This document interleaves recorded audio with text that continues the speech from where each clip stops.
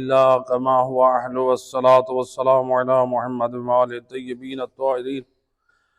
اللهم وفقنا وجميع المشتغلين للعلم والعمل الصالح بحرمة محمد وآل الطيبين الطاهرين. بسم اللہ الرحمن الرحیم. درس قرآن بسلسلہ انس قرآن اور فہم قرآن. توفیق خدا سے ہمارا یہ درس قرآن کا سلسلہ سورہ الواقعہ تک پہنچا ہے، اور سورہ واقعہ یہ 27ویں پارے میں ہے، اور اس کی ٹوٹل آیات جو ہیں وہ 96 جس میں ہم نے آیت نمبر 56 یعنی 56 آیات تک ترجمہ اور پیغام بیان کیا. آج اس کی باقی آیات جو باقی رہ جائیں گی انشاءاللہ وہ نیکسٹ ویک. تو سورہ الواقعہ، اس کی فضیلت اور شان، یہ قرآن جو ہے پورا قرآن بھی باعث برکت اور رحمت ہے، لیکن بعض صورتوں کی اہل بیت اطہار علیہ السلام نے خاص اس کی تاکید کی ہے اور اس کی عظمت اور شان کو بیان کیا ہے. سورہ واقعہ جو ہے اس کے بارے میں امام جعفر صادق علیہ السلام، اللہم صلی علی، امام فرماتے ہیں من قرأ فی کل لیلۃ جمعۃ الواقعہ. امام زبان عصمت و صداقت سے فرما رہے ہیں جو شخص ہر شب جمعہ کو سورہ واقعہ کی تلاوت کرتا ہے، احبہ اللہ، اللہ اس شخص سے محبت کرتا ہے. سورہ واقعہ کی تلاوت کرنا اللہ تعالی محبت کرتا ہے، اس قدر باعث برکت ہے. اور پھر فرمایا صرف اللہ محبت نہیں کرتا اس سورت کی تلاوت کرنے سے، وَحَبَّبَهُ إِلَى النَّاسِ أَجْمَعِينَ، اللہ سورہ واقعہ کی تلاوت کرنے والے کی محبت لوگوں کے دلوں میں بھی ڈال دیتا ہے، لوگوں کے نزدیک بھی اس کو محبوب کر دیتا ہے. روایت میں ہے إِلَى النَّاسِ أَجْمَعِينَ، تمام لوگ، یعنی حتیٰ کہ کافر بھی اس کو نگاہ محبت اور احترام سے دیکھتے ہیں، سورہ واقعہ کی تلاوت کرنے والے کو. وَلَمْ يَرَ فِي الدُّنْيَا بُؤْسًا أَبَدًا، اور اس سورہ واقعہ کی تلاوت کرنے والا پوری زندگی رنج و غم اور بیچارگی کی زندگی سے آزاد ہو جاتا ہے. غم، تکلیفیں، مصیبتیں اس کی زندگی میں نہیں آتی. اور پھر فرمایا وَلَا فَقْرًا وَلَا فَاقَةً، اس شخص کی زندگی میں نہ فقر آتا ہے نہ فاقہ آتا ہے، نہ یہ تنگ دستی میں رہتا ہے نہ یہ بھوک میں مرتا ہے. وَلَا آفَى مِنْ آفَاتِ الدُّنْيَا، اور اس سورہ واقعہ پڑھنے والے پر دنیا میں جتنی بھی وبائیں آئیں گی، جتنی بھی آفتیں اور مصیبتیں آئیں گی، سورہ واقعہ کا پڑھنے والا تمام دنیاوی آفات سے محفوظ رہتا ہے. اس قدر فائدے. اور پھر فرمایا وَقَانَ مِنْ رُفَقَاءِ امیر المؤمنین علی بن ابی طالب علیہ السلام، اور امام فرماتے ہیں سورہ واقعہ پڑھنے والا وہ خوش نصیب ہے میدان معاشر میں مولا علی علیہ السلام کے رفقا، دوستوں میں سے اٹھایا جائے گا. کتنی سعادت ہے یہ. دیکھیں نا، ہمیں اگر کوئی پیر کہہ دیتے ہیں نا، پیر، عام طور پہ لوگ پیروں کے پاس جاتے ہیں، کوئی پیر، فقیر، کوئی بڑا سردار کوئی بات کر دیتے تو لوگ اس کی بات نہیں ٹالتے، کہتے ہیں کہ یہ بات ایسے ہوگی. لیکن یہ ساری عظمت کی باتیں تو زبان عصمت سے امام صادق بتا رہے ہیں.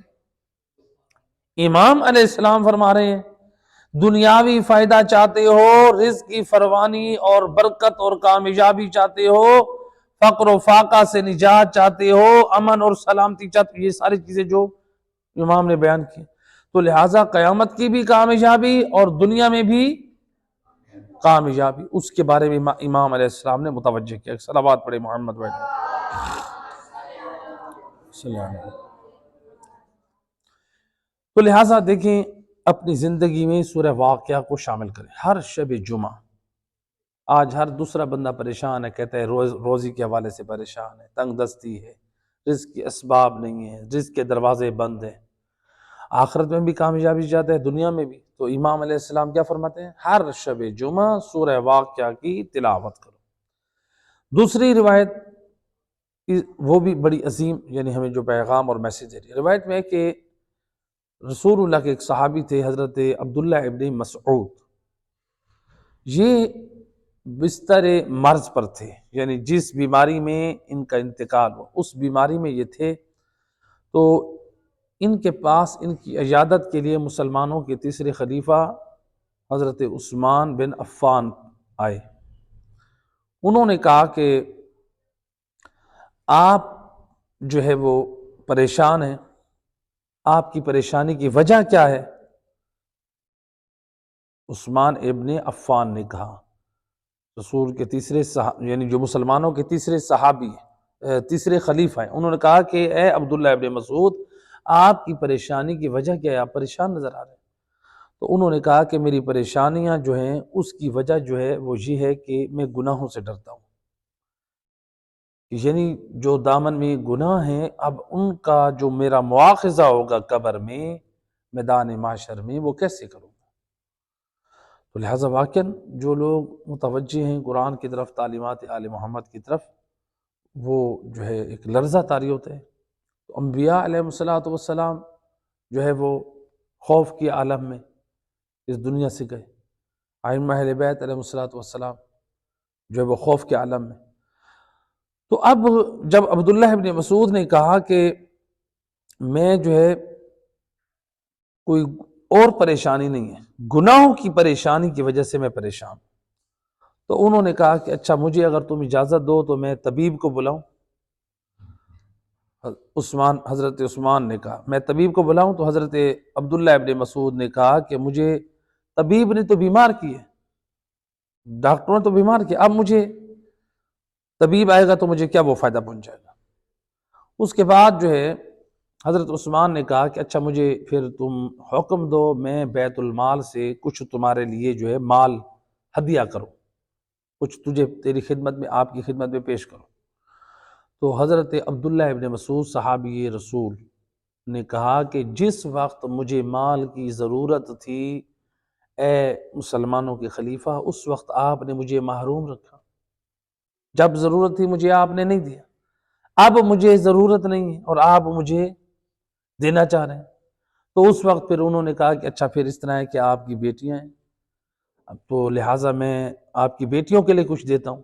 انہوں نے کہا نہیں، میری بیٹیوں کو بھی اب ضرورت نہیں ہے، آپ کے مال کی ضرورت نہیں ہے۔ کہا وہ کیوں نہیں ہے؟ آپ کو تو نہیں ہے، بیٹیوں کو کیوں ضرورت نہیں ہے؟ کہا کہ میں نے رسول خدا صلی اللہ علیہ وآلہ وسلم سے، اللہم صلی علیہ،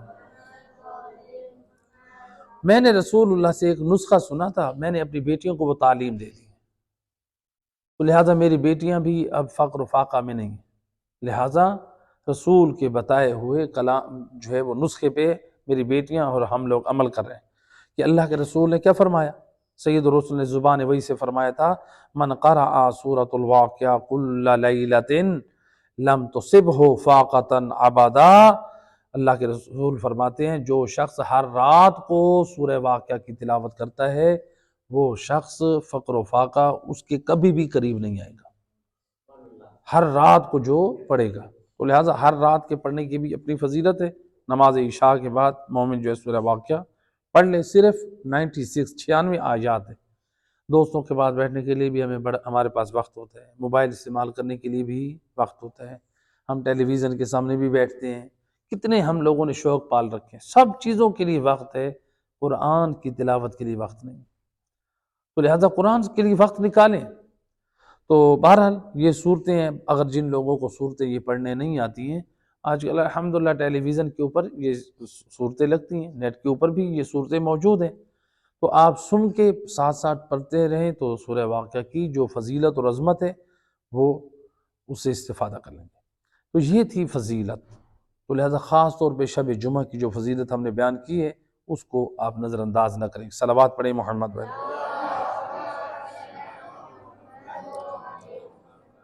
آیت نمبر 57 آیات سے تلاوت اور اس کا ترجمہ۔ بسم اللہ الرحمن الرحیم نحن خلقناکم فلولا تصدقون۔ اللہ سبحانہ وتعالیٰ اس آیت نمبر 57 میں فرما رہا ہے ہم نے تمہیں پیدا کیا پھر تم قیامت کی تصدیق کیوں نہیں کرتے؟ اللہ خیر، ہم نے تمہیں پیدا کیا تم قیامت کی تصدیق نہیں کرتے۔ افرأیتم ما تمنون، کیا تم نے اس نطفہ کے بارے میں غور کیا جو تم رحم میں ڈالتے ہو؟ اللہ خیر ہم سب کو خبردار کرے، کیا تم نے لوگوں نے اس نطفے کے بارے میں غور کیا جو تم رحم میں ڈالتے ہو؟ پھر اس کے بعد فرمایا وَأَنْتُمْ تَخْلُقُونَهُ أَمْ نَحْنُ الْخَالِقُونَ، کیا تم اسے آدمی بنا کر پیدا کرتے ہو؟ یعنی جو نطفہ تم رحم میں ڈالتے ہو کیا تم اس کو آدمی بنا کر پیدا کرتے ہو یا ہم پیدا کرتے ہیں؟ اللہ اپنی قدرت کی طرف دعوت دے رہا ہے۔ نحن قدرنا بینکم الموت وما نحن بمسبوقین، ہم نے ہی تمہارے درمیان موت کا نظام مقرر کیا ہے اور ہم اس سے عاجز نہیں ہیں۔ اللہ فرماتا ہے یہ ایک نظام کائنات، یہ موت زندگی کا نظام یہ ہم نے بنایا ہے۔ عَلَىٰ أَن نُبَدِّلَ أَمْثَالُكُمُ الْمَوْتَىٰ وَنُنْشِئَكُم مَّا فِي مَا لَا تَعْلَمُونَ، کہ ہم تمہاری جگہ تم جیسے اور لوگ پیدا کر دیں، یعنی تمہیں موت آ جائے تمہاری جگہ پہ اور لوگ پیدا ہو جائیں اور تمہیں اس جہان میں کہ جسے تم جانتے نہیں نئی خلقت بخشیں، یعنی دنیا میں تمہاری جگہ اور آ جائیں اور تم مر جاؤ تو اگلے جہان ہم تمہیں نئی خلقت دیں، یعنی مردہ سے پھر تم لوگوں کو زندہ کریں۔ وَلَقَدْ عَلِمْتُمُ النَّشْأَةَ الْأُولَىٰ فَلَوْلَا تَذَكَّرُونَ، تم اپنی پہلی پیدائش کو تو جانتے ہو پھر نصیحت حاصل کیوں نہیں کرتے؟ اللہ کہہ رہے تم لوگ اپنی پہلی پیدائش کو جانتے ہو، یعنی حضرت آدم کی جو خلقت مٹی سے ہوئی یا انسان کی اپنی خلقت نطفے سے ہوئی، اللہ کہہ رہے تم اپنی پہلی پیدائش کو جب جانتے ہو پھر نصیحت حاصل کیوں نہیں کرتے؟ کن لوگوں کو خطاب ہو رہا ہے؟ خاص طور پہ وہ لوگ جو قیامت کا انکار کرتے ہیں، ہم کیسے زندہ ہوں گے؟ نصیحت حاصل کرو، جس اللہ نے مٹی سے تمہیں وجود دیا، نطفے سے تمہیں پانی سے وجود دیا، کیا وہ دوبارہ قدرت نہیں رکھتا کہ تمہیں قیامت والے دن بھی اٹھائے؟ افرأیتم ما تحرثون، کیا کبھی اس میں غور کیا جو تم کاش کرتے ہو؟ اللہ پھر ہم سب کو دعوت فکر دے رہے ہیں، کیا تم نے کبھی غور کیا جو تم کاش کرتے ہو، کھیتی باڑی کرتے ہو، اس میں غور کیا؟ انتم تزرعونہ ام نحن الزارعون، اللہ کہہ رہا ہے کیا تم اگاتے ہو یا ہم اگاتے ہیں؟ تم اگاتے ہو یا ہم؟ لو نشاء لجعلناه تاما فظلتم تفقهون، اگر ہم چاہیں تو اس پیداوار کو خشک کر کے چورا چورا کر دیں۔ جو کھیت اگتی ہے اللہ تعالیٰ فرما رہا ہے اگر ہم چاہیں تو کیا کریں؟ اس پیداوار کو خشک کر کے اس کو چورا چورا ریزہ ریزہ کر دیں، پھر تم حیرت اور ندامت میں رہ جاؤ، دیکھتے رہ جاؤ یہ ہوا کیا ہے۔ اللہ کہتے ہیں ہم اس سب چیز پہ قادر ہیں، تم کاش کرو وہ ہریالی ہو اور پھر ہم اس کو جلا کر راکھ کر دیں یا سیلابوں کے منہ کر دیں یا پھر سخت طوفانوں اور آندھیوں کے منہ کر دیں اور سب کچھ تباہ کر دیں، تم دیکھتے رہ جاؤ۔ اللہ اپنی قدرت کی طرف دعوت دے رہا ہے یہاں پہ۔ اِنَّا لَمُغْرَمُونَ، اور پھر یہ لوگ کیا کہیں؟ تم لوگ کہتے رہو ہم پر تاوان پڑ گیا، یعنی وہ کہیں گے واقعاً ہم لوگوں کو خسارہ ہوا۔ بل نحن محرومون، بلکہ ہم لوگ محروم ہو گئے، ہمیں کچھ بھی حاصل نہ ہو، جتنی محنت کی سب ہمارا تباہ ہو گیا۔ تو ان آیات میں آیت نمبر 57 سے 67 تک ان آیات میں اللہ سبحانہ وتعالی ہمیں کیا میسج دے رہے ہیں؟ دیکھیں گزشتہ آیات میں ذکر تھا وہ لوگ جو قیامت کو جھٹلانے والے ہیں، ان کے عذاب کو اور اس جو ہے جہنم کے حوالے سے ان کی سزا کو اللہ سبحانہ وتعالیٰ نے بیان کیا تھا، سابقہ ہمارا جو درس میں آیات گزری۔ ان آیات میں اللہ سبحانہ وتعالیٰ نے جو عقیدہ قیامت پر مختلف حجتیں قائم کی، انسان کے ضمیر کو جھنجھوڑا ہے، اسے دعوت فکر دی ہے تاکہ وہ اللہ تعالیٰ کی قدرت کو پہچانے۔ جو عقیدہ قیامت پہ جو لوگ نہیں رکھتے، جن کا عقیدہ کمزور ہے، وہ کہتے ہیں کہ اللہ تعالیٰ کیسے اٹھائے گا، اللہ سبحانہ وتعالیٰ نے ان آیات میں دعوت فکر دی ہے انسان کو۔ تو یہاں پر جو ہے پہلے مرحلے میں اللہ تعالیٰ نے یعنی یہ کہا کہ ہم نے تمہیں خلق کیا اور تو نئی خلقت کی تصدیق تم لوگ کیوں نہیں کرتے؟ جب ہم نے خلق کیے تو تم نئی خلقت کی تصدیق کیوں نہیں کرتے؟ یعنی پہلے ہم نے بنایا تو قیامت والے دن کی خلقت سے تم لوگ کیوں انکار کر دیتے ہو؟ جب پہلے ہم عدم سے وجود دے سکتے ہیں تو قیامت والے دن کیا ہمارے لیے زندہ کرنا اٹھانا کیا مشکل ہے؟ یعنی دیکھیں نا، انسان پیدا تو ہو چکا ہے، قیامت والے دن صرف اس کو زندہ کرنا ہے۔ دو چیزیں، مشکل کیا ہے؟ نہ ہونے سے ہونا، یعنی وجود نہ ہونے سے بنانا، یہ مشکل ہے۔ یہ ایک وجود ہے وہ مختلف چیزوں میں ختم ہو چکا ہے، فنا ہو چکا ہے، اب اس کو دوبارہ زندہ کرنا کیا مشکل ہے؟ مشکل ایک چیز نہیں ہے، اس کو بنانا۔ اللہ کہہ رہا ہے جب ہم اس پہ قادر ہیں، تم کچھ بھی نہ تھے تو ہم نے تم لوگوں کو پیدا کیا، تو کیا یہ ہمارے لیے مشکل ہے کہ تم پیدا ہو گئے ہو، اب ہم تمہیں دوبارہ زندہ نہیں کر سکتے؟ یہ ہمارے لیے اور بھی آسان ہے۔ تو لہٰذا آیت نمبر 58 میں کہا کہ کیا جنینی مراحل کے صلوات پڑھ دے محمد رحمۃ اللہم صلی علی محمد۔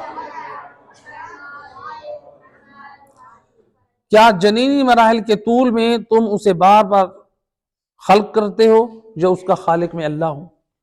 کیا مطلب جنینی مراحل میں؟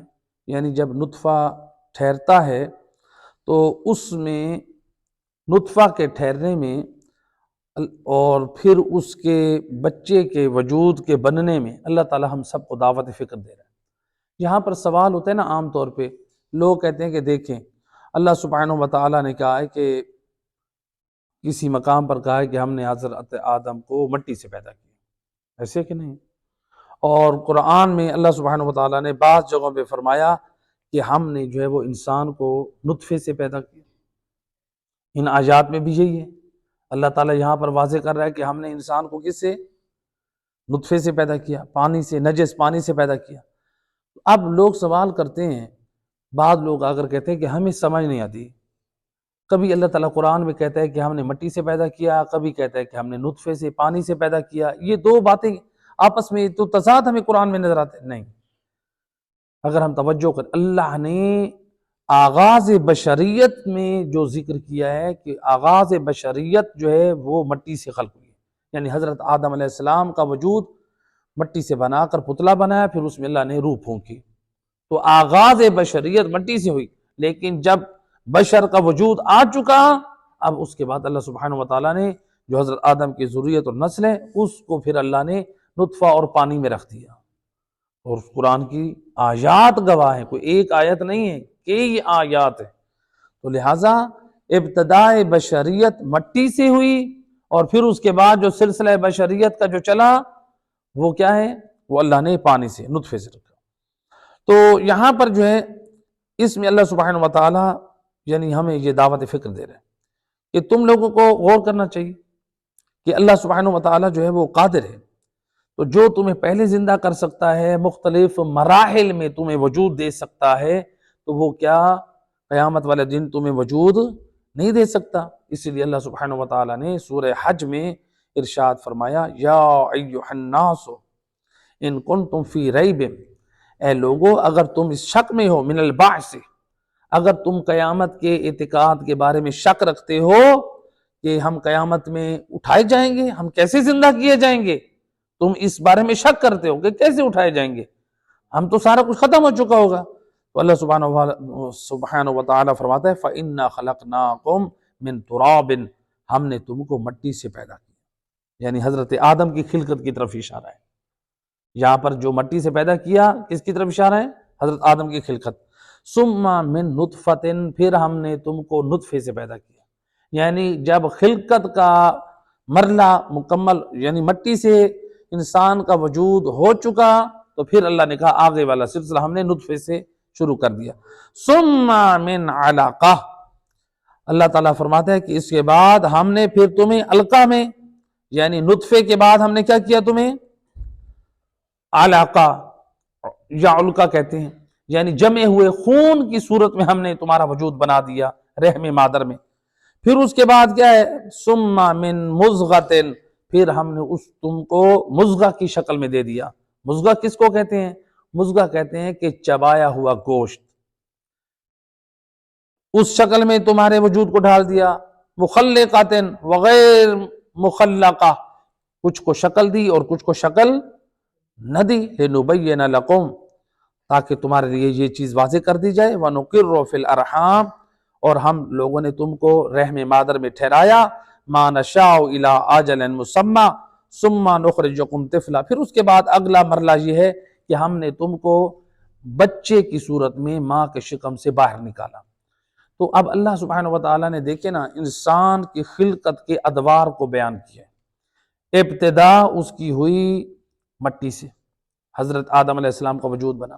پھر اس کے بعد اللہ نے کہا کہ اس سلسلہ بشریت کو چلانے کے لیے نطفہ، منی جس کو نجس پانی کہتے ہیں، اس میں اللہ سبحانہ وتعالیٰ نے وہاں سے سلسلے کو جاری کیا۔ پھر اس کے بعد جو یہ علقۃ، یعنی علقہ جب نطفہ رحم مادر میں ٹھہر جاتا ہے خاتون کے رحم میں، تو وہاں پر وہ جمے ہوئے خون کی شکل اختیار کر لیتا ہے کچھ عرصے میں۔ پھر اس کے بعد وہی جمع ہوا خون ایک گوشت کے ٹکڑے کی شکل اختیار کر لیتا ہے، اور جسے چبایا گیا ہو اس طرح گوشت کی شکل میں۔ پھر اس کے بعد اس کے اوپر جو ہے وہ ہڈیاں اور اس کے اوپر جو ہے وہ سکن یہ چڑھتی ہے، تو پھر اس کے بعد اللہ سبحانہ وتعالیٰ کہہ رہا ہے کہ ہم تمہیں یعنی بچے کی صورت میں باہر نکال دیتے ہیں۔ تو یعنی اس میں کچھ شکلیں، اس میں اللہ نے کہا کہ کچھ شکلیں بنتی ہیں اور کچھ شکلیں نہیں بنتی۔ کیا مطلب ہے؟ یعنی کچھ لوگ جو سکت ہو جاتے ہیں تو وہ شکلیں نہیں بن پاتی، شکل بننے سے پہلے ہی سکت ہو جاتے ہیں، اور کچھ جو ہیں وہ بچے سکت نہیں ہوتے تو ان کی شکلیں بن جاتی ہیں۔ تو گویا اللہ سبحانہ وتعالیٰ بتا رہا ہے یہ نطفے سے علقہ، علقہ سے مضغہ، مضغہ سے پھر بچہ بنانا، ہڈیاں، گوشت، شکلیں دینا، وجود دینا، یہ مجھ اللہ کا کام ہے۔ یا میں چاہوں، اللہ کہہ رہا ہے میں چاہوں تو شکل نہ دوں، میں بچے کو سکت کر دوں۔ قرآن کی واضح آیات۔ عقیدہ توحید میں ہماری توجہ ہونی چاہیے۔ ہم سب کا خالق کون ہے؟ ہم سب تو کہہ دیتے ہیں یقیناً اللہ ہے، لیکن دیکھیں یہ سورہ حج کی آیت ہے اور بہترین ہماری خلقت کا ہمیں بیان کر رہی ہے۔ اور آج یہ کہیں کہ ہم مثال کے طور پہ کہ قرآن نے تو یہ 1400 سال پہلے کہا ہے نا۔ قرآن کا اعجاز دیکھیے، قرآن نے جو انسانی ادوار کے صورتیں بیان کی ہیں، آج کی سائنس کی دنیا، جدید ٹیکنالوجی وہ اپنی ریسرچ سے بیان کرے کہ انسان کا نطفہ کن مراحل سے گزر کے اور پھر انسان جو ہے وہ پیدا ہوتا ہے۔ تو وہ آج کی ریسرچ، وہ لوگ بھی حیران ہیں، اور کتنے نان مسلم جو ہیں وہ جب ریسرچ کرنے بیٹھے تو انہوں نے اسلام قبول کیا کہ قرآن نے وہ راز کہے کہ جب تاریخ بشریت میں انسان نے اتنا ارتقا نہیں کیا تھا، اتنی ترقی نہیں کی تھی۔ تو لہٰذا یعنی قرآن سے اپنا رشتہ جوڑ کر رکھے، نہج البلاغہ سے جوڑ کر رکھے۔ بہت سارے ایسے واقعات ملتے ہیں، بہت سارے ایسے سائنٹسٹ جو نہج البلاغہ کی برکت سے مسلم ہوئے، بہت سارے ایسے سائنٹسٹ، سائنسدان جو قرآن کے معجزے سے مسلمان ہوئے۔ نان مسلم نہج البلاغہ اور قرآن کو اپنی زندگی میں مطالعہ رکھ کے وہ مسلمان ہو جائیں، ان کی زندگی میں انقلاب آ جائے، ان کی زندگی میں ہدایت آ جائے، اور ہم مسلمان ہو کے، ہم مومن ہو کے ہماری زندگی میں قرآن نہیں ہو، نہج البلاغہ نہیں ہو۔ بتاؤ پھر جب ہماری زندگی میں نہ قرآن ہے نہ نہج البلاغہ ہے، پھر معجزات کیسے ہو؟ ہمارے اندر انقلاب کیسے ہو؟ ہماری اصلاح کیسے ہو؟ ہماری تربیت کیسی ہو؟ کس نے آ کر ہمیں بتانا؟ یعنی کیا نان مسلم اس سے ہدایت حاصل کر سکتا ہے؟ ہم نہیں کر سکتے؟ حالانکہ اللہ قرآن میں واضح کہہ رہا ہے ھدی للمتقین، یہ قرآن متقیوں کی ہدایت کے لیے۔ کسی مقام پر ھدی للناس کا، یہ لوگوں کی ہدایت کے لیے، یہ قرآن لوگوں کی ہدایت کے لیے۔ اور سورہ بقرہ کے آغاز میں کیا کہا؟ ھدی للمتقین، متقیوں کی ہدایت کے لیے۔ عام طور پہ بعض جوان کوشچن کرتے ہیں کہ مولانا یہ جو ہے اللہ قرآن میں کہہ رہا ہے کہ یہ قرآن متقیوں کی ہدایت کے لیے، تو کیا عام لوگ اس سے ہدایت حاصل نہیں کر سکتے؟ نہیں، سب کر سکتے ہیں، جیسے کہ اللہ نے قرآن میں دوسرے مقام پہ فرمایا ھدی للناس، یہ لوگوں کی ہدایت کے لیے بھی ہے۔ تو پھر متقیوں کا ذکر کیوں کیا؟ متقیوں کا ذکر اس لیے کیا، لوگوں کی ہدایت کے لیے عام طور پہ آیا، لیکن اس سے کما حق کا جو ہدایت حاصل کرنے کا جو حق ادا کرتے ہیں وہ اہل تقوی ہیں، متقی اور پرہیزگار لوگ ہیں۔ صلوات پڑھیں محمد وآل محمد۔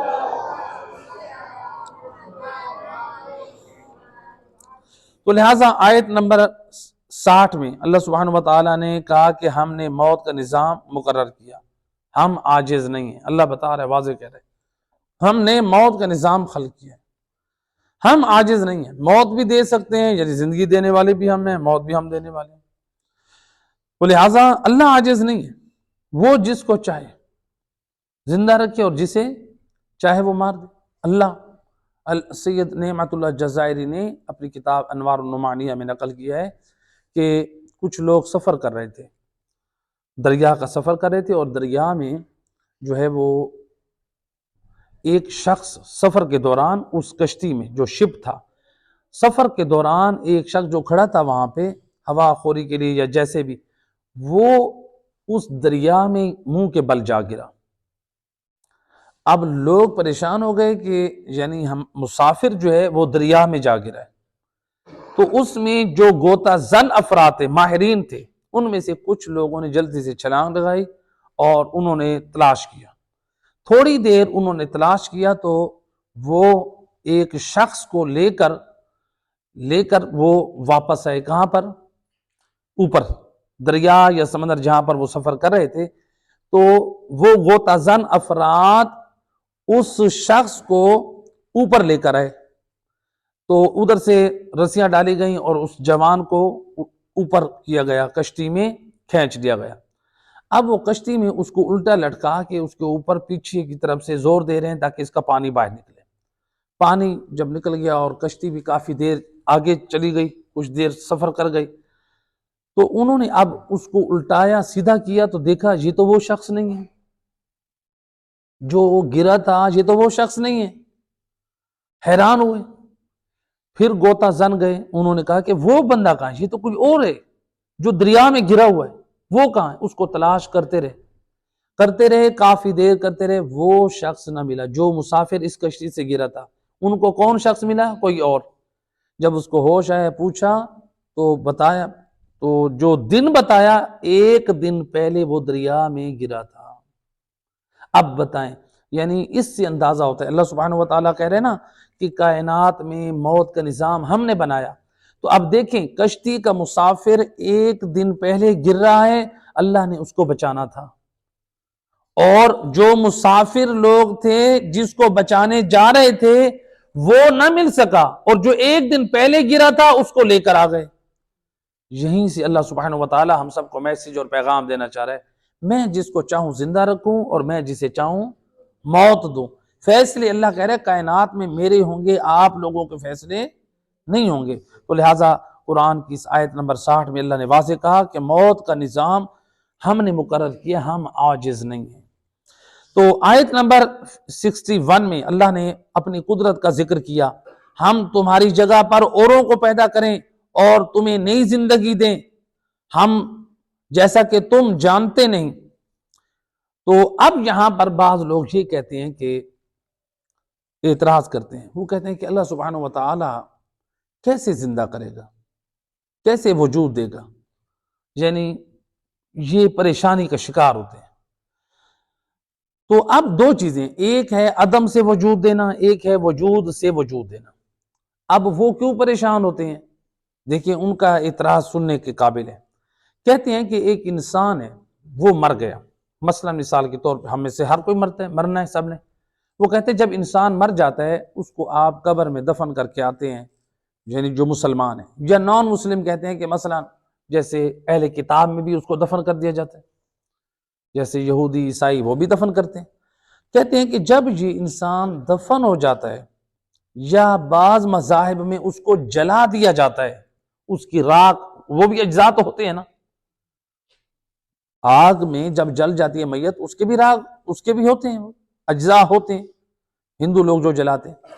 وہ کہتے ہیں جب انسان کو آپ نے دفن کیا یا آگ میں جل گیا یا اسی طرح سے جنگلات میں کسی انسان کو حیوانوں نے کھا لیا یا قبر میں دفن کیا تو مثلا وہ باڈی اس کو کیڑے مکوڑے کھا گئے، یا پھر مثلا وہ مٹی اور خاک میں مٹی ہو گیا، یا کوئی کان وہ نمک کی کان میں گرتا ہے اور پھر وہ نمک کی کان کا حصہ بن جاتا ہے. ایسے ہے کہ نہیں؟ صلوات پڑھیں محمد وحلم صلی علی محمد وآل محمد. لہذا جو نمک کی کان میں گرتا ہے وہ نمک کا حصہ بن جاتا ہے. تو وہ کہتے ہیں کہ اب یہ جو ہے جتنے بھی مرنے والے ہیں ان کے اجزاء کیا ہو جاتے ہیں؟ ختم ہو جاتے ہیں. یا تو کیڑے مکوڑوں کا حصہ بن جاتے ہیں، توجہ میری طرف رہے بیٹا، یا تو وہ کیڑے مکوڑوں کا حصہ بن جاتے ہیں، یا وہ مٹی کا حصہ بن جاتے ہیں، یا پھر وہ آگ میں راکھ ہو کے اس طرح ان کا وجود ختم ہو جاتا ہے. تو اب انسان کے اجزاء تو رہے نہیں، تو اللہ تعالیٰ کیسے اٹھائے گا؟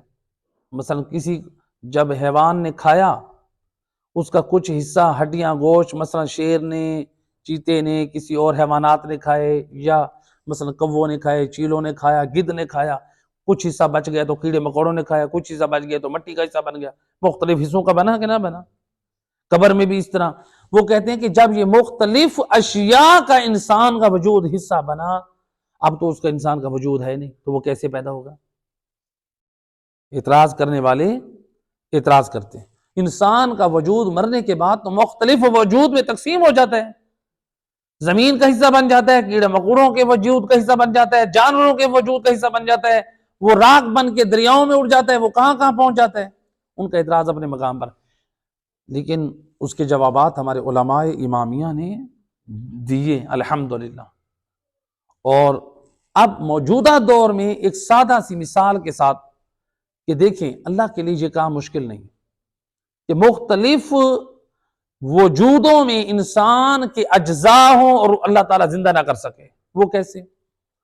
اب اس جدید زمانے میں، جدید مشینری کے دور میں، جدید لیبارٹیز آ چکی ہیں. وہ کہتے ہیں کہ آپ اس میں کوئی چیز بنا کے رکھ دینا، اس میں کوئی بھی چیز، کوئی اس میں وہ لیبارٹی یہ بتائے گی کہ اس کے اندر کون سی چیز کتنی مقدار میں ہے. انسانوں کی بنائی ہوئی، ایجاد کی ہوئی لیبارٹیز، مشینریز وہ بتاتی ہیں کہ اس غذا میں کتنی مقدار کس چیز کی ہے، تو غذاؤں کو جدا کیا جاتا ہے. تو لوگوں کی ایجاد کی ہوئی جو مشینری ہے وہ اشیاء کو جدا کر سکتی ہے. تو جس اللہ نے پوری کائنات کو بنایا، کیا وہ قیامت کے میدان میں ہمیں مختلف اجزاء سے ایک جز میں کھڑا نہیں کر سکتا؟ تو لہٰذا یہی جو ہے جدید لیبارٹی پر ہمارا ایمان ہو کہ ہم کہیں کہ جدید لیبارٹی اور مشینری جو ہے وہ اجزاء کو بیان کر دے تو ہم کہیں کہ ماشاءاللہ بھئی انسان نے بڑی ترقی کی ہے کہ فلاں چیز میں جو مقدار تھی وہ مشینری نے بیان کر دیا. ہم انسانیت کے گن گائیں، سائنسدانوں کے گن گائیں، مشینری کے گن گائیں، اور جس اللہ نے انسان کو یہ فکر دی ہے، ذہانت دی ہے، تو یہ بھی اللہ سبحانہ وتعالیٰ کی ایک نعمت ہے. ہم آج دیر سے ترقی کر رہے ہیں، اللہ نے تو جو دماغ ہم سب کو پہلے سے دیا تھا. صلوات پڑھ دے محمد وحل بھائی.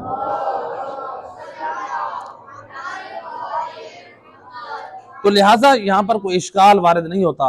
اور دوسرا یہ ہے کہ قرآن مجید میں اللہ سبحانہ وتعالیٰ نے واضح اعلان کی ہے. دیکھیں ہم قرآن سے اپنا رشتہ رکھیں گے نا تو ہمارے اندر علم آئے گا، خیر آئے گی. میں اس لیے کہا کرتا ہوں دیکھیں ہم شکر پڑا کریں، آپ اور ہم اس گھرانے سے تمسک رکھتے ہیں کہ جن کا تعلق قرآن کے ساتھ ہے.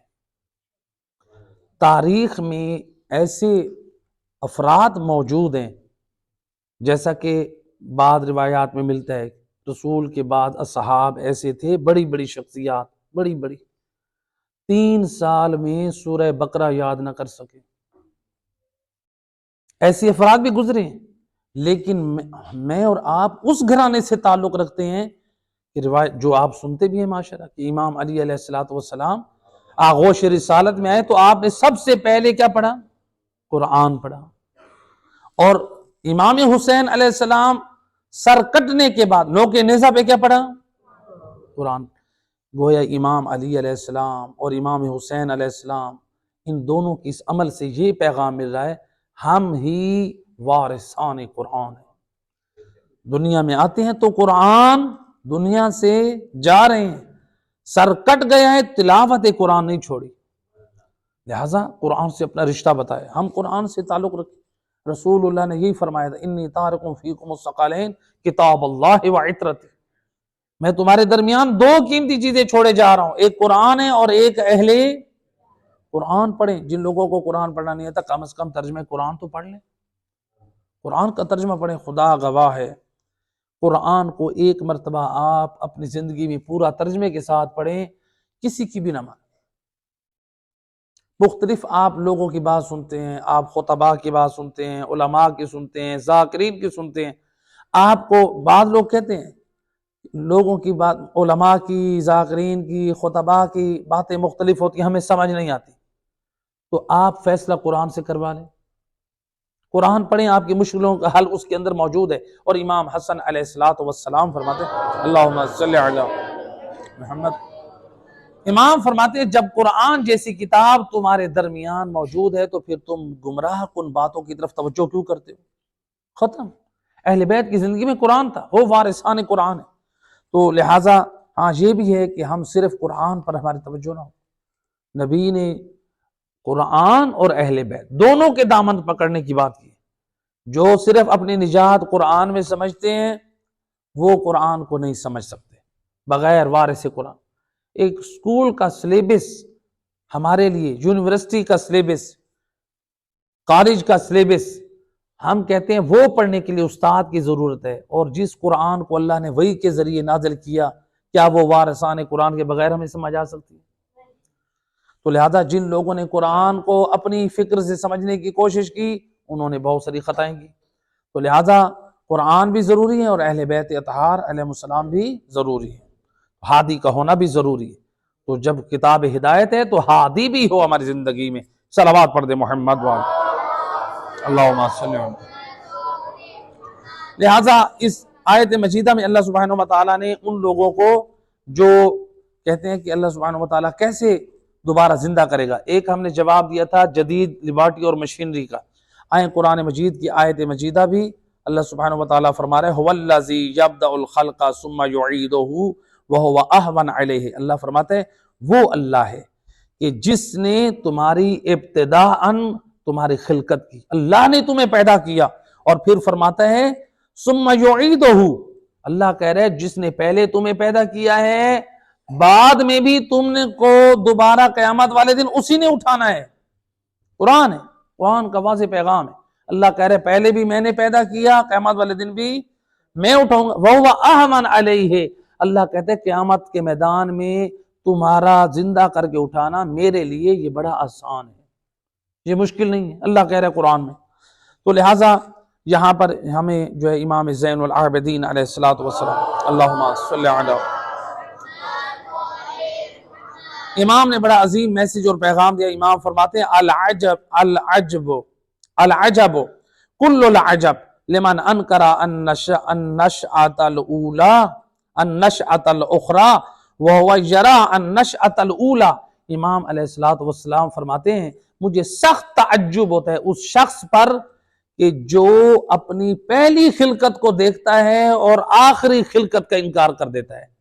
یعنی وہ اپنی پیدائش کے بارے میں جانتا ہے کہ میری پیدائش کیسے ہوئی، نطفے سے ہوئی، پانی سے ہوئی، کہ اس سے اللہ تعالی ہمیں وجود دے سکتا ہے، آدم کو اللہ مٹی سے وجود دے سکتا ہے. امام کہہ رہے ہیں کہ انسان خلقت اپنی پہلی خلقت کے اوپر کو دیکھ کے جی اس پر ایمان رکھ کے اسے کیوں یعنی درس حاصل نہیں کرتا؟ اس پہ تو ایمان رکھتا ہے، کہتا ہے کہ میں پیدا ہوا ہوں، تو اس سے وہ دوسری خلقت کا انکار کیوں کرتا ہے؟ مجھے تعجب ہے. تو یعنی جو اللہ ہمیں پانی سے حضرت آدم کو مٹی سے جو وجود دیا اور ہم کو نجس پانی سے وجود دیا، جو اس پہ قادر ہے، کیا وہ اللہ سبحانہ وتعالی ہمیں دوبارہ زندہ کرنے میں قادر نہیں ہے؟ تو امام علیہ السلام ہم سب کو دعوت فکر دے رہے ہیں۔ تو آیت نمبر 63 میں فرمایا، اس میں اللہ سبحانہ وتعالی ہم سب کو دعوت فکر دے رہے ہیں۔ اللہ تعالیٰ فرما رہا ہے کیا جو تم کاشت کرتے ہو اس میں غور کیا، یعنی جو تم کھیتی باڑی اس میں غور کیا؟ پھر آیت نمبر 64 میں کہا کہ اس میں اللہ سبحانہ وتعالیٰ نے حجت کو قائم کیا، تم اگاتے ہو یا ہم اگاتے ہیں؟ کاشتکاری تم اگاتے ہو یا ہم اگاتے ہیں؟ آیت نمبر 65 میں فرمایا کہ اگر ہم چاہیں تو اس زراعت کو خشک کر کے گھاس میں تبدیل کر دیں اور تم حیران رہ جاؤ، یعنی بجلی کے ذریعے سے اس کو ختم کر دیں، سیلاب کے ذریعے سے ختم کر دیں، ٹڈی دل کے ذریعے سے اس کو ختم کر دیں۔ تو لہٰذا یعنی ان کے ذریعے آیت نمبر 66 اور 67 میں اللہ نے فرمایا کہ سچ مچ ہم نے نقصان اٹھایا، اس میں انسان یہ اقرار کرے گا، ہم نے واقعاً سچ مچ نقصان اٹھایا اور ہم بیچارگی کے ساتھ ہر چیز سے محروم ہو گئے۔ تو آیت نمبر 63 اور سے 67 تک اللہ سبحانہ وتعالیٰ نے دانوں کی خلقت، دانوں کا نکلنا اور ان کا جل کے خاک ہو جانا، اس سب کو اللہ نے نسبت دی اپنی طرف کہ کائنات میں یہ کاشت کرنا، یہ دانہ اگانا، زمین کو سے دانہ پھاڑ کر باہر نکلے، ہریالی ہو، سبزی ہو، وہ جل جائے یا تمہیں پھل دے، اللہ نسبت دے رہے اے لوگو، اے غفلت میں ڈوبے لوگو، یہ سارے کام کس کے ہیں؟ یہ کہہ رہے اللہ کہہ رہے میرے۔ سورہ واقعہ ہے، سورہ واقعہ آیت نمبر 66 یعنی 66 سے 67 تک، تو لہٰذا اس میں اللہ 63 سے 67 تک، تو ان آیات میں اللہ ہم سب کو واضح پیغام دے رہا ہے۔ تو اسی لیے ان آیات کا جو پیغام ہے، ان آیات میں اب دیکھیں، اسی لیے ہمیں حکم ہے کہ جب انسان کاشت کرے، کوئی چیز کرے، تو وہ کیا کرے؟ وہ دانہ ڈالتا ہے، بیج بوتا ہے کہ نہیں بوتا؟ اللہ سبحانہ وتعالیٰ نے انسان کو خبردار کیا، بیج زمین میں بونے کے بعد اپنے آپ کو خالق نہ سمجھنا، تیرا کام صرف بیج ڈالنا ہے، اسباب مہیا کرنا تمہارا کام ہے، اس کو سرسبز کروں یا اس کو جلا دوں یہ میرا کام ہے۔ تو ہمیں اللہ نے ہم سب کو یہاں میسج دیا، کاشتکاروں کو بھی، ہم سب کو، کہ تم اپنے اسباب مہیا کرو، تمہیں رزق دینا یہ میرا کام ہے۔ یہ نہ کہو مثلا کسی کے پاس مال آ گیا، وہ کہتا ہے جی اب میں مار نہیں کھاؤں گا، میرے پاس بڑا مال ہے، نہیں، میرے پاس میرا بہت بڑا بزنس ہے، میری بہت بڑی دکان ہے، میرا بہت بڑا کاروبار ہے، نہیں، آپ دکان پر گئے، آپ یہ نہ کہو میں مارکیٹ کے سنٹر میں بیٹھا ہوں، میری کمپنی بہت اعلیٰ ہے، نہیں، بلکہ یہ ہمیں سمجھایا جا رہا ہے تمہارا کام ہے اسباب مہیا کرنا، تم اپنی شاپ میں بیٹھو، اپنے دفتر میں بیٹھو، تم اپنی طرف سے جو ایکٹیویٹیز کرنی ہے، جو محنت کرنی ہے وہ تم کرو، رزق دینا یہ میرا کام ہے، تمہیں ترقی کی طرف لے کے جانا ہے، یہ سارا میرا کام ہے۔ تو لہٰذا یہاں پر اس لیے رسول خدا صلی اللہ علیہ وآلہ وسلم اللہم صلی علی محمد وعلی محمد، آپ نے ایک حدیث میں فرمایا کہ سید الرسل فرماتے ہیں کہ سید الرسل نے حدیث میں ہمیں یہ سمجھایا، فرمایا کہ لا یقولن احدکم زرعت ولیقل حرثت، سید الرسل فرماتے ہیں تم میں سے کوئی شخص بیج بو کے زمین میں یہ نہ کہے کہ میں نے جو ہے وہ کیا، میں نے زراعت کی، میں نے اگایا۔ اللہ کہہ رہے تم یہ نہ کہو کہ میں نے اگایا، بلکہ تم کہو کہ میں نے بیج بویا۔ اللہ کہہ رہے زراعت میں نے کی ہے، کیوں؟ حدیث میں اللہ کے رسول فرماتے ہیں فَإِنَّ الزَّارِعَ هُوَ اللَّهُ، تمہارا کام کاشت کرنا ہے، زراعت کرنا، اگانا اللہ کا کام ہے۔ تو لہذا اس لیے علماء یعنی یہاں پر فرماتے ہیں کہ اگر ہم اللہ کے کاموں کو نسبت اپنی طرف دے دیں تو یہ شرک خفی ہے، یعنی اب ہمارا کام ہے بیج بونا، تو اب ہمیں ہریالی اور سبزہ کس نے دیا؟ اللہ نے، بارش اللہ نے برسائی، ہم کہیں کہ میں نے جی بڑا کمال کر دیا اس دفعہ، میں نے جو ہے نا میری کھیتیں اس طرح سے مجھے کامیابی کی طرف لے گئے، یہ ساری میری محنت ہے، یہ سارا میرا وہ ہے، اپنے آپ کو یعنی لوگوں کے سامنے یوں شو کرنا کہ یہ سارا میں نے کام کیا، تو اس کو علماء کہتے ہیں یہ شرک خفی ہے۔ نہیں، آپ نے کام کیا، آپ کو الحمدللہ میں نے محنت کی، اللہ تعالیٰ نے مجھے اس کا پھل دیا، یہ کہیں جیسے مثلا علماء بہترین ایک مثال سے سمجھاتے ہیں۔ مثلا مثال کے طور پہ آپ لوگ جا رہے ہیں کہیں پر، مثلا سفر کر رہے ہیں، دوران سفر مثلا جو ہے وہ ایسی جگہ پہ آپ تھے سڑک پہ کہ گاڑی میں ڈرائیور بے قابو ہو گیا اور آگے سے گاڑیاں ہیں، اور ڈرائیور نے ہم سارے لوگ دعا کر رہے ہیں، یا اللہ ہمیں بچا، کوئی دعا پڑھ رہا ہے، کوئی ذکر پڑھ رہا ہے، کوئی درود شریف پڑھ رہا ہے، تو کوئی محمد والے محمد کے واسطے سے دعا کر رہے ہیں، مختلف طریقے سے ہر کوئی دعا کر رہے ہیں۔ تو کس کو ہم یاد کریں؟ اللہ سبحانہ و تعالیٰ کو، یا اللہ تو بچا۔ تو اب اللہ مہربان نے ہمیں بچا لیا، تو جیسے ہی ہم بچ گئے، اس کے بعد گاڑی کے لوگوں نے کیا کہا؟ ڈرائیور بڑا سمجھدار ہے، بڑی مہارت دکھائی ہے، ماشاءاللہ مائی کا لال تھا، ماں نے کوئی مرد پیدا کیا۔ یعنی سارا کریڈٹ اب کس کو دے رہے ہیں؟ ڈرائیور کو دے رہے ہیں۔ پہلے دعائیں کسے کی جا رہی تھی؟ پہلے اللہ کے سامنے رو رہے تھے، یا اللہ تو بچا۔ محمد والے محمد کے حق کا واسطہ دے کے دعائیں کر رہے تھے رو رو کے، امام زمانہ کا واسطہ دے کے دعا کر رہے تھے، یا اللہ امام زمانہ کا واسطہ، جناب زہرا کا واسطہ، دعائیں پہلے کی نا ہم نے۔ جب بچ گئے، اللہ نے دعا سن لی، اس کے بعد ہم ڈرائیور کو کہہ رہے ہیں بڑے، یہ جو ہے ماں نے مرد پیدا کیا، تو ہم کریڈٹ دے رہے ہیں ڈرائیور کو۔ علماء فرماتے ہیں یہی شرک خفی ہے، یعنی ہم مشکل میں خدا کو پکار رہے ہیں، دعا اللہ سے کر رہے ہیں، جب بچ گئے ہم نے کہا نہیں، ہمیں تو ڈرائیور نے بچایا۔ ہاں یوں کہہ سکتے ہیں کہ اللہ نے اس کو جو ہے اس کے حواس کو محفوظ رکھا، کیونکہ اگر اللہ چاہتا اس کے حواس سالم نہ رہتے، گھبرا جاتا، وہ پزل ہو جاتا، ایکسیڈنٹ ہو سکتا تھا۔ تو لہٰذا یعنی انسان جو ہے وہ اپنے امور میں خیر کو نسبت خدا کی طرف دے۔ صلوات پڑھ دے محمد والے۔ آیت نمبر 68 سے 74 تک ان آیات کا ترجمہ اللہ سبحانہ و تعالیٰ فرما رہے ہیں افرأیتم الماء الذی، صلوات پڑھ دے محمد والے۔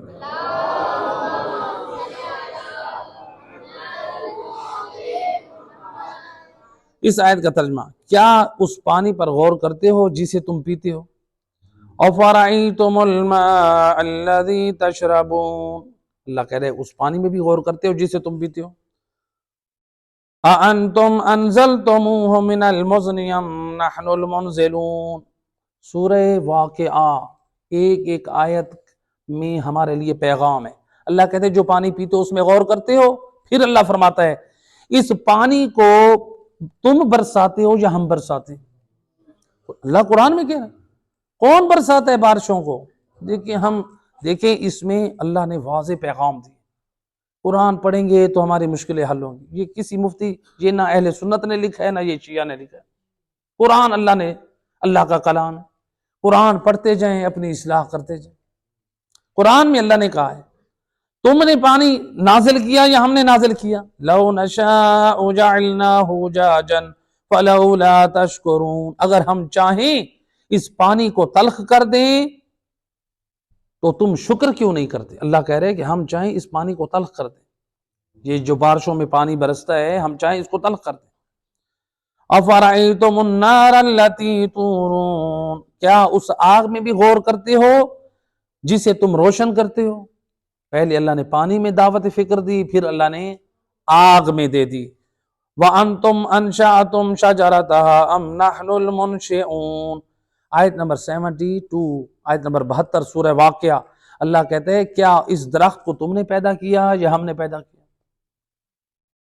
چھوٹی چھوٹی باتوں میں اللہ سمجھا رہا ہے دیکھو کائنات کی ہر چیز کا پیدا کرنے والا میں ہوں۔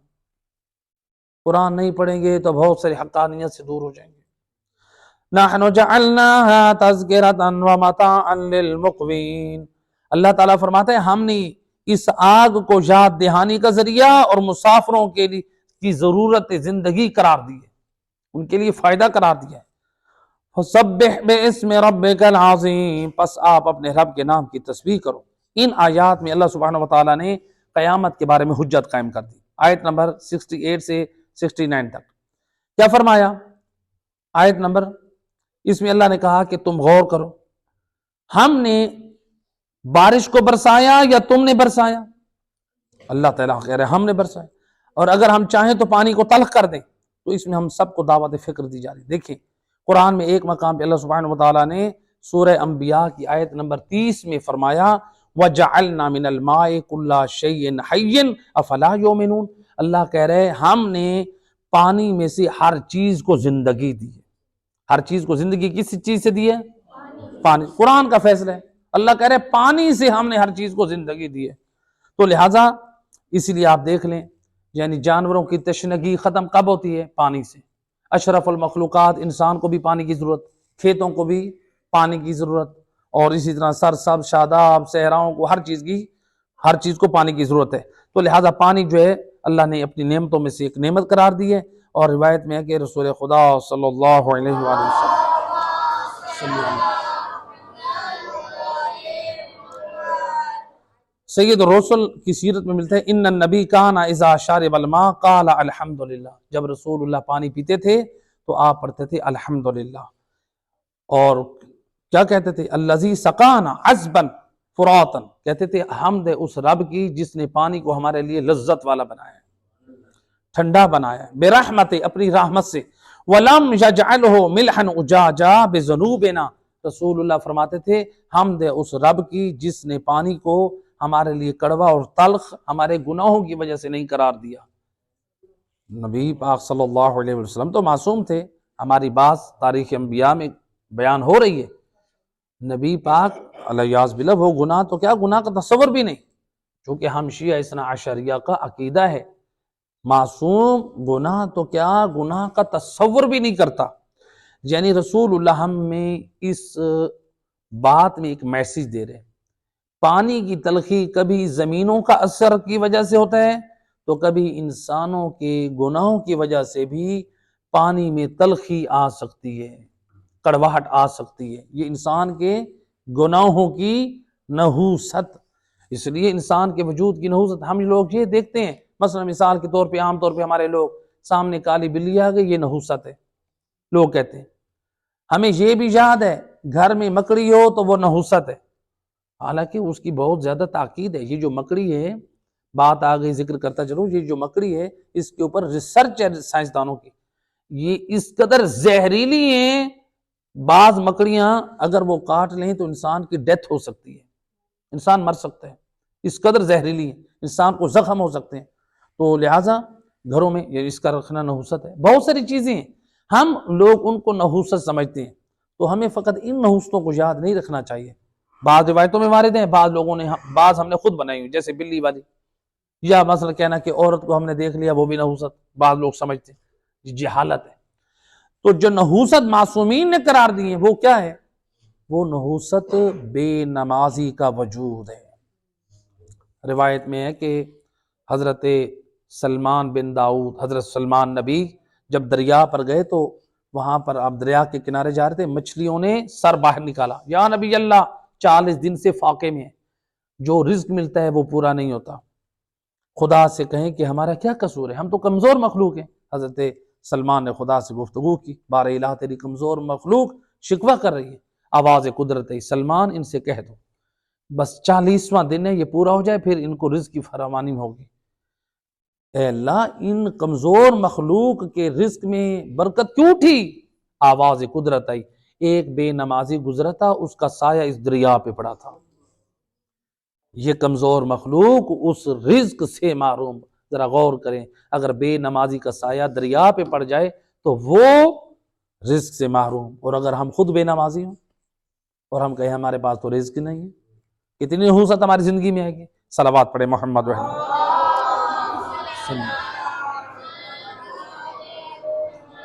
لہٰذا اللہ سبحانہ وتعالیٰ نے ان آیات میں ہم سب کو پیغام ہدایت دیا ہے، اور آگ کا ان آیات میں آگ کا ذکر ہے۔ ان آیات میں اللہ نے پہلے آگ میں دعوت فکر کرنے کے بارے میں ہمیں کہا ہے۔ یہ آگ جو ہے، یعنی دیکھیں نا، اب لکڑی سے آگ خلق کرنا یہ بھی اللہ کا کمال ہے۔ اب یہ اللہ سبحانہ وتعالیٰ نے یہ مثالیں دی کیوں؟ لکڑی کا میں آگ کا آنا، درخت پیدا کرنا، ان کا جلا دینا، اللہ تعالیٰ اصل میں قیامت کے بارے میں حجت قائم کر رہا ہے۔ لکڑی میں آگ دے سکتا ہوں، یعنی سرسبز آگ، سرسبز چیز میں، رطوبت والی چیز میں آگ کا اثر دے سکتا ہوں، تو کیا قیامت والے دن مردہ کو، مختلف اجزاء میں بٹ جانے والے انسان کو کہ میں دوبارہ زندہ نہیں کر سکتا؟ درختوں کو میں پیدا کر سکتا ہوں، زمین سے دانہ پھاڑ کر باہر نکل آئے، میں وہ کر سکتا ہوں، کیا قیامت والے دن انسان کو پیدا نہیں کر سکتا؟ تو اللہ سبحانہ وتعالیٰ نے یہ جو مثالیں دی ہیں، گویا عقیدہ معاد پر اللہ نے حجت قائم کی ہے۔ تو لہٰذا اس لیے ملتا ہے کہ امیر المومنین علی ابن ابی طالب علیہ الصلوۃ والسلام، اللہم صل، امام علیہ السلام ایک رات کو نماز کے بعد سورہ واقعہ کی تلاوت کر رہے تھے، تو سورہ واقعہ کی تلاوت کی بڑی تاکید ہے، جیسا کہ جو لوگ شروع میں آئے کہ کس قدر فضیلت یعنی بیان کی گئی ہے۔ امام علی علیہ السلام سورہ واقعہ کی تلاوت کر رہے تھے، تو امام علیہ السلام جب آیات پہ پہنچتے تھے تو کیا کہتے تھے؟ آئیں امام علی کے چاہنے والوں، مولا علی علیہ السلام نے قرآن سے اپنا رشتہ کیا بتایا۔ مولا علی علیہ السلام جب اس آیت پہ پہنچتے، آپ نے فرمایا، یہ پڑھتے، افرأیتم ما تمنون اانتم تخلقونہ ام نحن الخالقون، قرآن کی آیت، اللہ کہہ رہا ہے کیا تم نے غور نہیں کیا، تم پیدا کرتے ہو یا ہم پیدا کرتے ہیں؟ قرآن میں اللہ تعالیٰ ہم سب کو دعوت فکر دے رہے۔ تو مولا علی علیہ السلام اس آیت پہ پہنچ کے 3 مرتبہ فرماتے، بل انت یا رب، اے بار الہ، بلکہ تو خالق ہے ہمارا۔ کس قدر پیغام توحید دے رہے مولا علی علیہ السلام۔ اور پھر جب اس آیت پہ پہنچتے، اانتم تزرعونہ ام نحن الزارعون، اس آیت پہ اللہ تعالیٰ کہہ رہے کہ تم زراعت کرتے ہو، اگاتے ہو، یا ہم اگاتے ہیں؟ مولا علی علیہ السلام یہاں پہنچ کے 3 مرتبہ فرماتے، بل انت یا رب، اے بار الہ، اس کھیتیوں کو، سبزے کو اگانے والا تو ہے۔ اور جب مولا علی علیہ السلام اس آیت پہ پہنچتے، اانتم انزلتموہ من المزن ام نحن المنزلون، ہیں جی، کیا تم آسمانوں سے بارش برساتے ہو، اللہ کہہ رہے یا میں برساتا ہوں؟ تو مولا علی علیہ السلام کیا فرماتے 3 مرتبہ، بل انت یا رب، اے بار الہ، تیری ذات ہے آسمانوں سے بارش برسانے والی۔ دیکھیں خود وارث قرآن کی زبانی، قرآن پڑھتے ہیں تو کیا پیغام دیتے ہیں۔ اب دیکھیں وارثان قرآن نے بھی بتایا کہ قرآن پڑھتے وقت آپ کی توجہ کیسی ہونی چاہیے۔ امام حسن علیہ السلام کے بارے میں ملتا ہے کہ اللہم صلی علی، ملتا ہے کہ امام علیہ السلام جب قرآن پڑھتے تھے نا تو اس آیت پہ آتے تھے قرآن میں، جب بھی یا ایھا الذین آمنو، اے ایمان والو۔ علماء اہل سنت نے اس آیت کی روشنی میں درج کیا ہے، علامہ انہوں نے زمخشری نے اپنی کتاب میں، کہ اللہ کے رسول فرماتے ہیں جب بھی قرآن میں ندا ہو یا اے ایمان والو، اس سے مراد ہے اے علی والو۔ تو میں کہا کرتا ہوں یہ بھی سعادت ہے کہ اللہ سبحانہ وتعالیٰ نے کتنے مقامات پہ مولا علی علیہ السلام کے حوبداروں کو خطاب کیا کہ اے علی والو، یہ قرآن تمہاری ہدایت کے لیے، کیونکہ نجات تمہاری ہی ہے، نجات انہی لوگوں کے ہے جن کے دلوں میں امیر المومنین علی ابن ابی طالب علیہ السلام کی محبت ہے، ان کی ولایت ہے۔ اس لیے کہ خود معصوم فرماتے ہیں کہ اللہ کے رسول فرماتے ہیں حبنا اہل البیت، آپ نے فرمایا اساس الاسلام حبنا اہل البیت، اللہ کے رسول نے فرمایا کہ اسلام کی اساس اور بنیاد ہم اہل بیت کی محبت ہے۔ جس نے یعنی رسول اور آل رسول کی محبت کا انکار کر دیا، ان سے بغض کا اظہار کیا، وہ لاکھ نمازی بن جائے، لاکھ سجدے گزار بن جائے، لاکھ حاجی بن جائے، لاکھ صدقہ و خیرات دینے والا بن جائے، ساری عبادتیں اس کے منہ پہ ماری جائیں گی جب تک اس کے دل میں رسول کی آل کی محبت اور ولا نہیں ہے۔ صلوات پڑھ دے محمد والے اللہ صلی علیہ۔ تو امام حسن علیہ السلام جب قرآن میں پہنچتے ان آیات میں یا ایھا الذین آمنو، تو امام علیہ السلام کیا پڑھتے؟ کہتے تھے لبیک، یعنی اے اللہ میں وارث قرآن تیرے اس حکم کے سامنے حاضر ہوں۔ اللہ اکبر، یہ ہے وارثان قرآن۔ تو لہذا قرآن سے اپنا رشتہ اور انس رکھیے۔ اور یہاں پر روایت ہے کہ رسول خدا صلی اللہ علیہ وآلہ وسلم، اللہم صلی علیہ،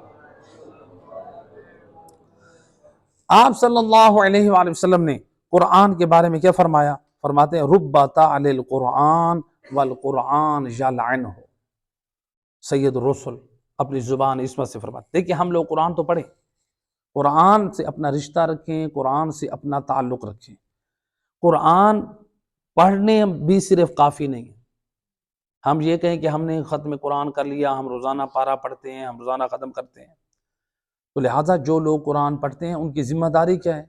قرآن عمل کے لیے نازل ہوا ہے، قرآن ہدایت کے لیے نازل ہوا ہے، قرآن ہماری اصلاح کے لیے نازل ہوا ہے، تو لہٰذا یہ قرآن سے اپنا رشتہ رکھیں۔ اور یہاں پر جو ہے اگر ہم قرآن پڑھتے رہیں اور قرآن کی آیات پر احکام پر عمل نہیں کریں گے تو پھر نقصان ہمیں اٹھانا پڑے گا۔ زبان وہی سے رسول خدا صلی اللہ علیہ وآلہ وسلم، اللہم صلی علی محمد وعلی، آپ فرماتے ہیں رب تعلی للقرآن والقرآن یلعنہ، زبان وہی سے نبی نے فرمایا بعض قاریان قرآن ایسے ہیں وہ قرآن کی تلاوت کرتے ہیں، وہ قرآن ان پر لعنت کرتا ہے، وہ قرآن ان پر لعنت کرتے ہیں۔ اور یہ کیسے قرآن لعنت کرے؟ پھر تو اس کا مطلب ہے کہ لوگ کہیں کہ ہم تو قرآن پڑھنا چھوڑ دیں، اس سے بہتر ہے ہم قرآن پڑھتے ہی نہیں ہیں۔ اگر ہم قرآن پہ عمل نہیں کر رہے تو ہم قرآن پڑھتے ہی نہیں ہیں، بھئی ہم قرآن بھی پڑھیں اور ہمارے اوپر قرآن بھی لعنت کرے۔ نبی نے فرمایا یہ اس وقت ہے جب قرآن پڑھو گے بد عملی کرو گے، لیکن اگر کوئی کہتا ہے میں قرآن ہی چھوڑ دیتا ہوں، میں نہیں پڑھتا، یہ اس سے بھی بدتر ہے۔ جو قرآن پڑھ کے عمل نہیں کر رہا اس پر ایک مرتبہ لعنت ہے نبی کی زبان، اور جو قرآن نہ پڑھے اس وجہ سے نہ پڑھوں گا نہ عمل کروں گا اس پر تو خدا کی ڈبل لعنت پڑ رہی ہے خدا سے۔ یعنی قرآن کو زندگی میں رکھیں۔ لہٰذا آیت اللہ دست غیب شیرازی نے ایک حکایت نقل کی ہے کہ مصر میں ایک بادشاہ تھا، ایک بادشاہ کا انتقال ہوا تو سرکاری ایک قاری قرآن کی ڈیوٹی لگی کہ آپ نے بادشاہ کی قبر پہ قرآن کی تلاوت کرنی ہے۔ وہ قاری صاحب جو ہے تلاوت قرآن کرنے لگے، حافظ قرآن، قرآن کی تلاوت، بادشاہ کی قبر پہ بیٹھے تلاوت کر رہے تھے، تو ابھی کچھ تلاوت کی تو قبر سے اندر سے رونے اور چیخنے کی آواز آئی، میرے اوپر قرآن کی تلاوت نہ کرو، میں تمہاری تلاوت سے عذاب میں مبتلا ہو رہا ہوں۔ اللہ اکبر، گھبرا گئے، خوف کے مارے ڈر کے بھاگ گئے۔ دوسرا دن آیا، پھر تلاوت قرآن شروع کی، کچھ تلاوت کی، کچھ آیات پہ پہنچا، پھر آواز آئی مجھ پر تلاوت قرآن نہ کرو، احسان کرو، تمہاری تلاوت سے میری قبر میں عذاب آ رہا ہے۔ پھر خوف زدہ ہوا، گھبرا گئے۔ جب 2-3 دن ایسے اترا وہ فرار ہو گئے۔ کہا کہ وہ کہاں گئے؟ سرکاری قاری تھا، حافظ تھا، تنخواہ لینے والا ہے، بادشاہ کی قبر پہ قرآن نہیں پڑھ رہا، توہین ہے۔ اس کو تلاش کیا گیا، کہا کہ کیا ریزن ہے تمہارا، تلاوت قرآن کیوں نہیں کر رہے؟ کہا کہ دیکھو اگر جان کی امان ہو تو میں سچ بتاتا ہوں، 3 دن مسلسل میں تلاوت قرآن کرتا رہا ہوں، اندر سے رونے اور چیخنے کی آواز آتی تھی، مجھ پر احسان کر، تلاوت قرآن نہ کر۔ تو جن آیات پر میں نے عمل نہیں کیا تھا تو ان آیات پہ پہنچتا ہے، تلاوت کرتا ہے تو فرشتے میری قبر میں آ کے مجھے عذاب دیتے ہیں۔ مجھے کیا دیتے ہیں؟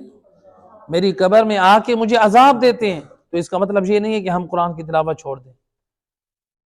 قرآن کی اپنی عظمت ہے، جہاں جناب فاطمہ زہرا سلام اللہ علیہا نے اللہم صلی علی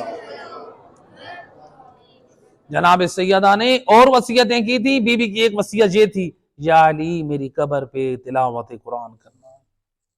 لہذا قرآن کی تلاوت اس کے اپنے فائدے ہیں، اس لیے مستحب ہے قبر پہ تلاوت قرآن کرنا۔ لہذا ہمیں اس واقعے نے کیا میسج دیا کہ ہم قرآن کی تلاوت نہ کریں؟ نہیں کریں۔